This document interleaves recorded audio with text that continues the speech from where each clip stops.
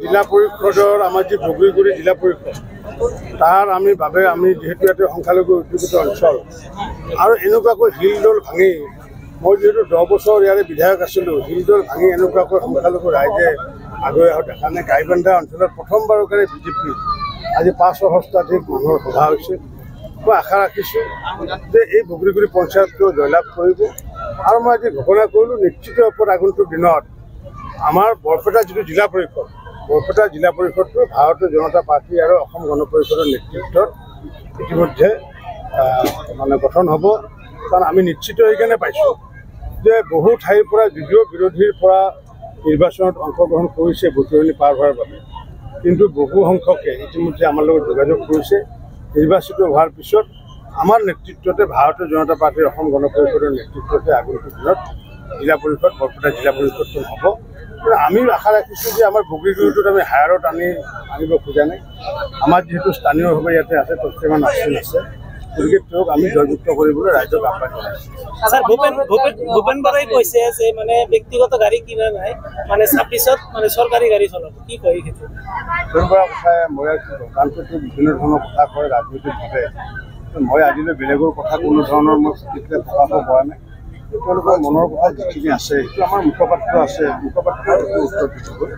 মই যিহেতু লোকসভা আমাৰ পঞ্চায়ত নিৰ্বাচনলৈ লাগি আছোঁ, আমি দুখীয়াৰ কেনেকৈ বিকাশ কৰি আছোঁ, কেনেকুৱাকৈ 25 লাখ ঘৰ নিৰ্মাণ কৰি দিলোঁ, আগন্তুক দিনত দুখীয়াসকলক কেনেকৈ ঘৰ দিব পাৰি, আমি সেইবোৰ চিন্তাতে জড়িত হৈ আছোঁ। আমি এনেকুৱাকৈ ৰাজনৈতিক বক্তব্যৰ প্ৰতিক্ৰিয়া দিয়াৰ কাৰণে আমাৰ সময় নাই। আমি দুখীয়াৰ উন্নয়ন কৰি আছোঁ, মহিলাৰ উন্নয়ন কৰি আছোঁ, কৃষকৰ উন্নয়ন কৰি আছোঁ আৰু কেনেকৈ উন্নয়ন কৰি আছোঁ এইটো কথা ৰাইজে গম পাইছে বাবে আজি 500 শতাধিক ৰাইজে আহি পেলাই ইয়াতে সভাত অংশগ্ৰহণ জনপ্ৰিয়তা বাঢ়িছে বিজেপিৰ কি হয় সংখ্যালঘু মানুহে বুজি উঠিছে। কাৰণ কিয় যে মাননীয় প্ৰধানমন্ত্ৰী নৰেন্দ্ৰ মোদী ডাঙৰীয়াৰ নেতৃত্ব আৰু লগতে পূৰ্বতে আমাৰ মুখ্যমন্ত্ৰী সৰ্বানন্দ সোণোৱাল আৰু বৰ্তমানৰ মুখ্যমন্ত্ৰী হিমন্ত বিশ্ব শৰ্মাৰ আমাৰ নেতৃত্ব আজিলৈ কোনো এখন মুছলমান গাঁৱত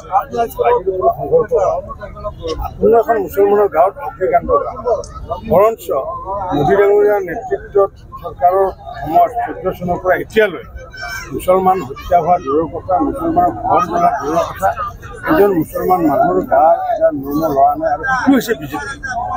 যি মুছলমান মানুহে প্ৰাণ দিবলগীয়া হ'ল কংগ্ৰেছৰ শাসনত, যি মুছলমান মানুহৰ ঘৰ জ্বলিল কংগ্ৰেছৰ সময়ত, আৰু সেইটো হৈছে কংগ্ৰেছ। আৰু বিজেপিৰ শাসনত যে এজনো মুছলমান হত্যা নহয়, এজনো মুছলমানৰ গাঁও যে ঘৰ নজ্বলে, আৰু সেইটো হৈছে বিজেপি। যাৰ কাৰণে সংখ্যালঘুসকলে বুজি উঠিছে। কাৰণ আজি যেতিয়া নিযুত কন্যা আঁচনি যেতিয়া দিয়া হ'ল, মুখ্যমন্ত্ৰী ডাঙৰীয়াই তেওঁ সংখ্যালঘু চোৱা নাই।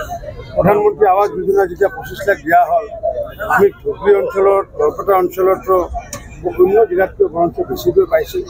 ঠিক তেনেকুৱাকৈ আমি ৰেচন কাৰ্ড যেতিয়া দিয়া হ'ল, সকলো মানুহকে দিয়া হৈছে। কাৰণ ৰেচন কাৰ্ড চাই হিন্দু মুছলমান চাই দিয়া হোৱা নাই, দুখীয়া চাই পেলাই দিয়া হৈছে। গতিকে দুখীয়াৰ যিটো মানদণ্ড, যিটো মাপকাঠি, সেই মাপকাঠিৰ আধাৰত আমি যিহেতু কাম কৰি আছোঁ। কাৰণ ভাৰতীয় জনতা পাৰ্টীয়ে শাসনত ক্ষমতাৰ বাবে নাহে, ভাৰতীয় জনতা পাৰ্টীয়ে শাসনত আহে সেৱাৰ বাবে। গতিকে এই কথাখিনি ধৰ্মীয় সংখ্যালঘু মানুহে বুজি উঠাৰ কাৰণে আজি হিলদল দি আগুৱাই আহিছে, যাৰ কাৰণে আজি এনেকুৱা এটা পৰিৱেশ আহিছে। সকলোকে মই আন্তৰিক ধন্যবাদ জনাইছোঁ। এই পৰিৱেশৰ লগত যাতে সংগতি ৰাখি যাতে 7 তাৰিখেও যাতে সংখ্যালঘু সমাজে যাতে ভাৰতীয় জনতা পাৰ্টীৰ অসম গণ পৰিষদৰ পক্ষত ভোট প্ৰদান কৰে আহ্বান জনাইছোঁ। আৰু নকৰিলেও নাই, যদি নকৰেও তেতিয়া মই ক'বলগীয়া একো নাই। কাৰণটো এতিয়া ধুবুৰী অঞ্চলতে হওক বা মানকাছাৰ অঞ্চলত আমাৰতো নাই, তাতে একো কৰিলে ভাল পাম, নকৰে যিহেতু আমি ক'বলগীয়া একো নাই, প্ৰতি একো নহয়। কিন্তু যিটো পৰিৱেশ দেখিছোঁ সংখ্যালঘু অঞ্চলৰ উন্নয়নৰ স্বাৰ্থত সকলোৱে আগুৱাই আহিছে। শান্তি আৰু নিৰাপত্তা যিহেতু পাইছে, গতিকে প্ৰগতি সকলোৱে বিচাৰিছে।